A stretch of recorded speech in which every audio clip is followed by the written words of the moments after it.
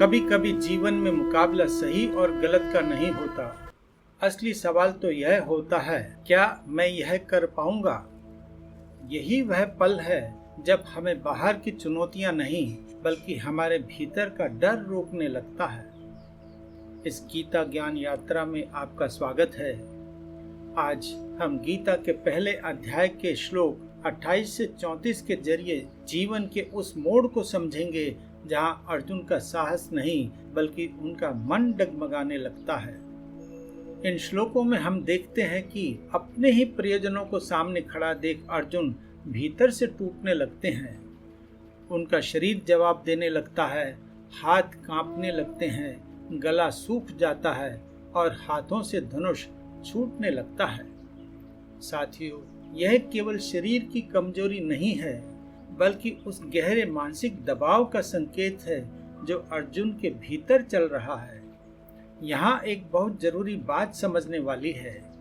जब हमारे मन पर भावनाओं का बोझ पड़ता है तो उसका असर सबसे पहले हमारे शरीर पर दिखता है।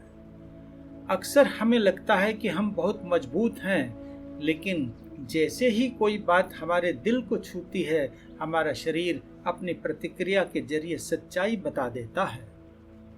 अर्जुन के भीतर जो चल रहा है वह केवल डर नहीं है, वह करुणा है, लगाव है और एक गहरा भावनात्मक संघर्ष है। जिन लोगों के साथ उन्होंने अपना पूरा बचपन और जीवन बिताया, आज उन्हीं के सामने युद्ध के लिए खड़ा होना पड़ रहा है। यहीं एक गहरी सच्चाई सामने आती है। जब भावनाएं और जिम्मेदारियां आपस में टकराती है तो मन का विचलित होना स्वाभाविक है। असली समस्या तब शुरू होती है जब भावनाएं इतनी हावी हो जाती है कि हम सही गलत सोचने की अपनी शक्ति ही खो बैठते हैं। अर्जुन के साथ भी यही हो रहा है। उन्हें अब जीत में कोई खुशी नहीं दिख रही। राजपाट और सुख सब बेकार लगने लगे हैं। यहाँ तक कि उन्हें हर तरफ बस अशुभ संकेत ही नजर आ रहे हैं। यह सिर्फ अर्जुन की कहानी नहीं है बल्कि हर उस इंसान की स्थिति है जो जीवन के किसी मुश्किल मोड़ पर खड़ा है। अक्सर हमारे साथ भी ऐसा ही होता है। जब मन धीरे से कहने लगता है, कुछ भी ठीक नहीं लग रहा, हम बस यह समझ ही नहीं पाते कि यह मन का डर है या अपने प्रियजनों के प्रति कोई मोह है या शायद कोई गहरी उलझन। यहाँ एक गहरा सच छिपा है। जब मन बेचैन होता है तो सबसे साफ रास्ता भी धुंधला नजर आने लगता है। गीता यहाँ हमें एक गहरा सबक सिखाती है। भावनाएं अपने आप में गलत नहीं होती, लेकिन जब वे हमारी विवेक बुद्धि यानी सही और गलत की हमारी समझ पर पर्दा डाल देती है तो हमारे निर्णय लेने की समझ धुंधली पड़ने लगती है। संवेदनशील होना कोई कमजोरी नहीं है, लेकिन केवल भावनाओं में बहकर फैसला लेना हमें गलत रास्ते पर ले जा सकता है। एक और बेहद जरूरी बात पर ध्यान दें। इस पूरी उथल पुथल के दौरान भगवान श्री कृष्ण चुप रहते हैं। वे अर्जुन के ठीक बगल में मौजूद हैं, फिर भी वे कोई तुरंत समाधान या सलाह नहीं देते हैं। उनकी यह चुप्पी हमें एक गहरा सबक सिखाती है।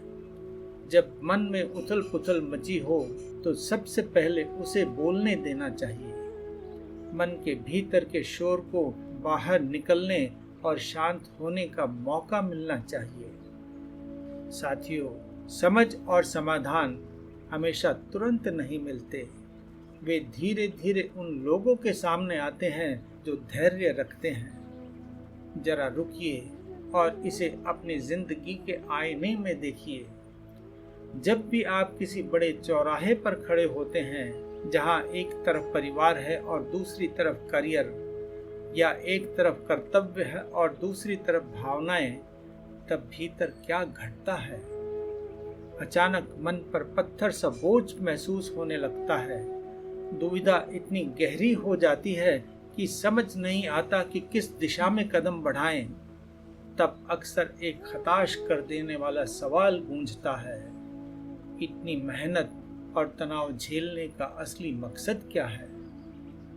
यही वह पल है जहां हमें सबसे ज्यादा संभलने की जरूरत होती है, क्योंकि जल्दबाजी में लिया गया फैसला अक्सर एक रिएक्शन, हड़बड़ाहट होता है और उस समय हमारे भीतर हम नहीं बल्कि हमारा डर, मोह या उलझन बोल रही होती है।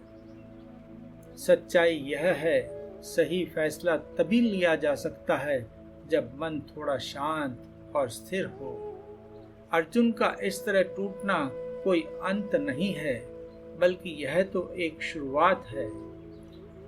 जब मन अपनी सीमाओं को स्वीकार कर लेता है और यह मान लेता है कि वह उलझा हुआ है, तभी वह कुछ नया सीखने के लिए तैयार होता है।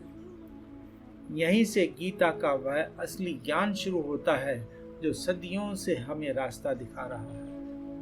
शायद यही है जीवन जीने की सच्ची कला, कोई भी बड़ा फैसला लेने से पहले अपने मन की स्थिति को समझना।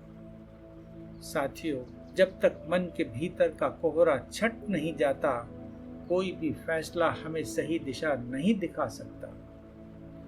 अगर ये बातें आपके दिल को छू गई हों तो इन्हें केवल अपने तक न रखें, इसे दूसरों के साथ भी शेयर करें, क्योंकि अच्छी बातों को फैलाना भी एक तरह की सेवा है। इस ज्ञान यात्रा में हमारे साथ आगे बढ़ने के लिए जुड़े रहें। श्री कृष्णार्पणमस्तु।